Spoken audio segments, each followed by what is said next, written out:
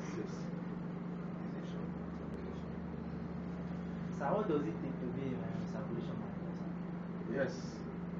You see, it requires you need to be well versed with the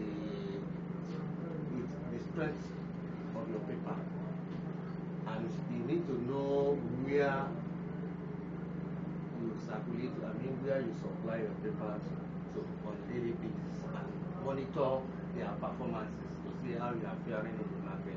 And you need to monitor other papers too to see how they are faring in the market so as to be able to meet up with the competition. Basically, what is circulation? Basically, what we do.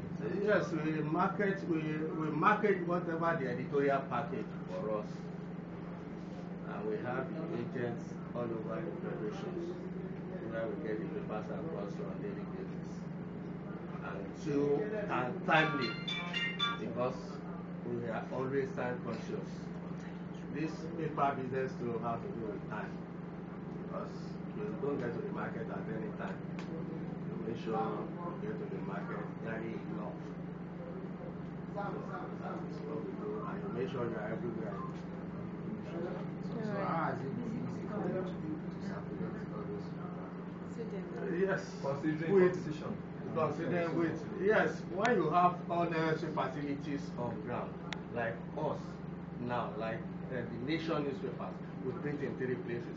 It makes the distribution network very easy. We are able with the 3 places we print, we are able to get to the market early enough to beat our competitors, to get to the market early. Because when you are in the market early enough,